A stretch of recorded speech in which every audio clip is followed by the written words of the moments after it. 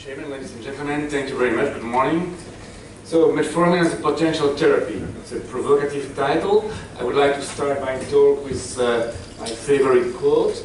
I'm sure that Mervyn likes it as well. So, it's not the strongest of the species that survives, nor the most intelligent, but it is the one that is the most adaptable to change and is quite relevant. It was quoted by Charles Darwin 1.5 centuries ago, and it's quite relevant to the critically ill patient. Those who survive, to some extent, are those who are able to develop adaptive mechanisms. I'd like to show a second picture to start my talk. This is Xavier Lefebvre. Some of you may have known him. He was in Brussels. This is the badge of this Congress about 12 or 13 years ago. No, Xavier passed away in 2010, but he was one of my mentors, and he told me that we should assess the effects of metformin in our ICU patients. So that's the reason why I would like to just to show his picture. So we need to challenge the dogma. We should rethink the use of metformin in the ICU. Metformin is a big one-eyed. It comes from a gliadin, which is a vegetal, and it's used for the treatment of type 2 diabetes for more than 60 years. It's the first-line treatment of type 2 diabetes since '98, and with a good safety profile. 80 million prescriptions of metformin in the US in 2015, for instance. In the ICU, metformin was first suggested to be used to attenuate the hypermetabolism. Like some non-specific beta blockers, at some point to like insulin. So it was the first reason why metformin was suggested to play a role, to be included to decrease the hypermetabolism that was felt as inappropriate in namely in burned patients, for instance. Metformin is now the number. These are the recommendations from the American Diabetes Association, and you can see that metformin is very high, so meaning that it's introduced quite early in the treatment of type 2 diabetes, and this is the reason why there are so many metformin users worldwide now. Though when we have some expected injury, like a surgical injury, the anesthesiologists don't like metformin because they are fearing lactic acidosis, especially in case of acute renal failure.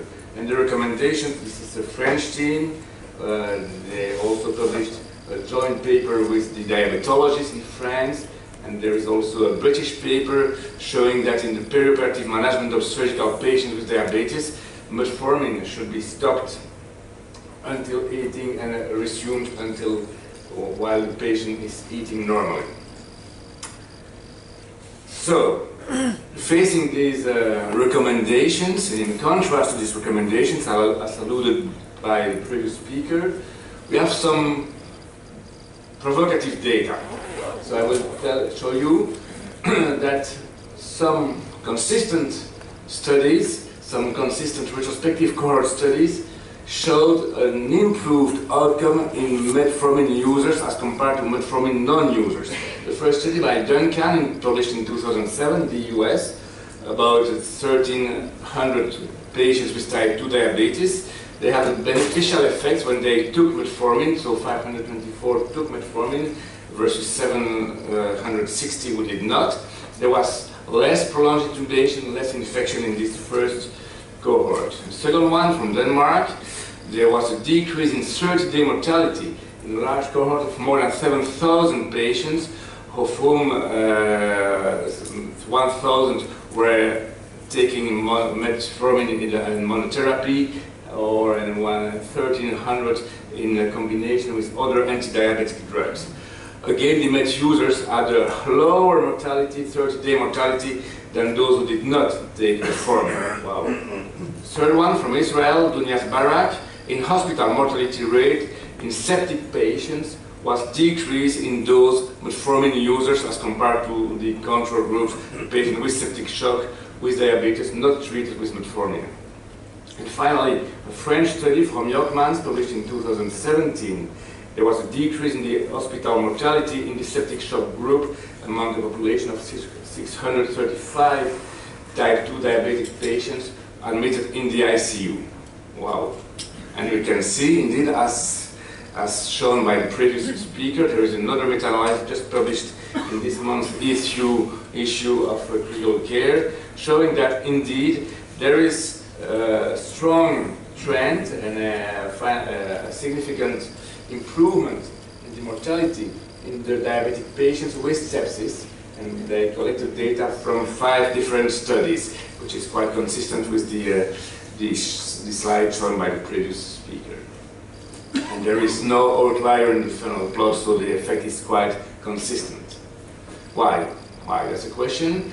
It's a session on mitochondria, of course, where we could believe that it's related to the mitochondrial effects of metformin. Indeed, this is the most likely target in the cell. We know, and this comes from research in cancer cells, that metformin is interfering with different organelles within the cells. The nucleus, the endosome, lysosome, and also mainly the mitochondria. I will focus on mitochondria because this was explored in some detail in critically ill subjects.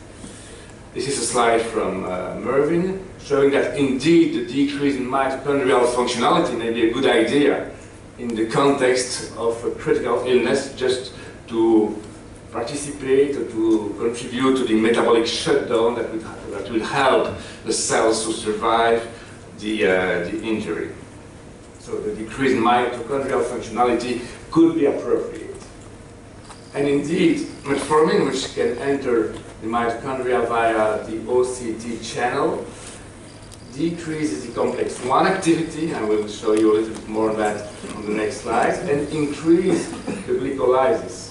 So the conversion of glucose into lactate, which is of course the reason why there is lactic acidosis in case of metformin accumulation. So if we go a little bit in further details, we have the complex 1, which is inhibited by metformin.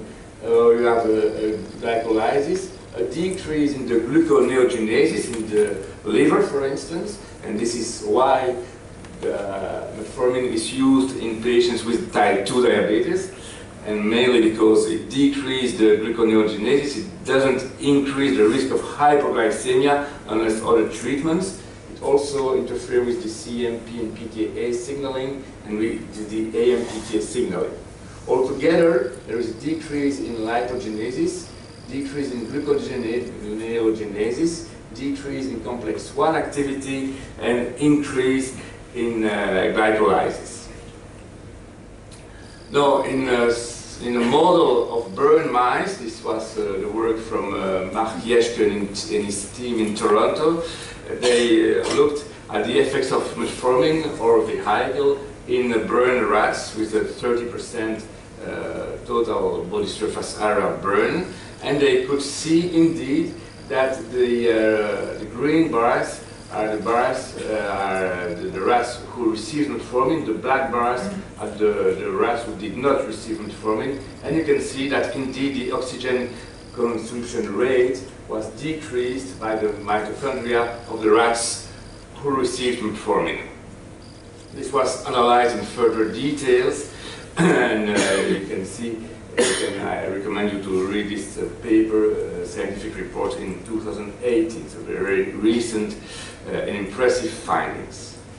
Now, if we look at some human data, where most of us are clinicians, we can go to mainly to countries where the level of income is low, and we can see that, for instance, in Pakistan, they did a study comparing insulin alone versus insulin plus metformin in patients with type 2 diabetes after CABG surgery. They analyzed about 100 patients, and they saw that indeed there was no difference in any of the outcome just metformin was able to decrease the need for insulin to control glucose, which was expected, without increasing any of the side effects. This was also assessed in Iran, so again in the same context. They analyzed 50 patients, one group metformin, the other group insulin to control blood glucose. They were unable to show any difference, so metformin is as efficient as insulin to decrease blood glucose after CABG surgery. And another study from Iran, published in 2008, in trauma patients, they randomized patients to either insulin or metformin or the combination of both, just to check the safety of this approach. They had relatively young and healthy patients with an average Apache 2 score of 15 for trauma patients with a normal renal function in 3 groups. Indeed, they were unable to find any difference between the 3 groups unless they showed that the decrease of lactate level was lower in the metformin group than in the other group. And they also analyzed the pharmacokinetics in those patients and showed that the half-life was about 4.5 hours, which is in those critically ill patients after trauma, and this was not different from the normal conditions in non-critically ill patients. So now the HIPS-3 trial from the Netherlands in patients after acute myocardial injury.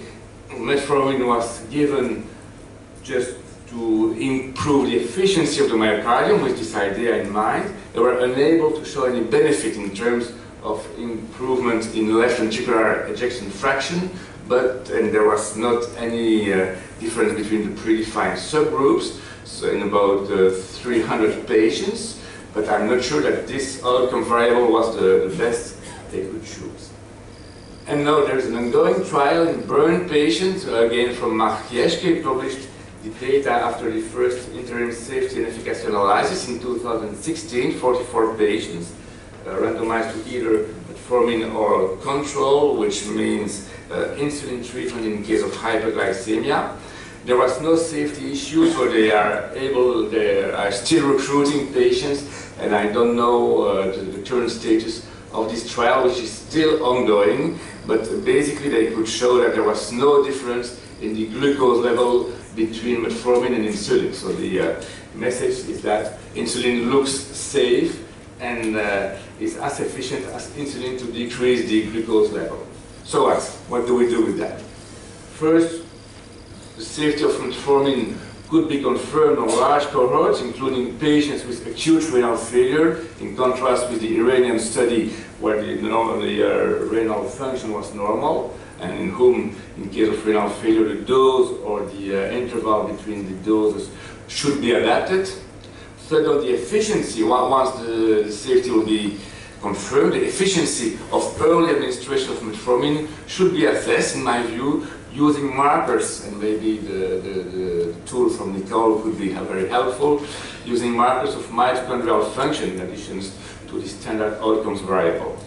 And of course, in patients receiving metformin, the interpretation of lactic acidosis should be reconsidered and should no longer be considered as a marker of tissue hypoxia as we are used to use lactate levels. Thank you for your attention.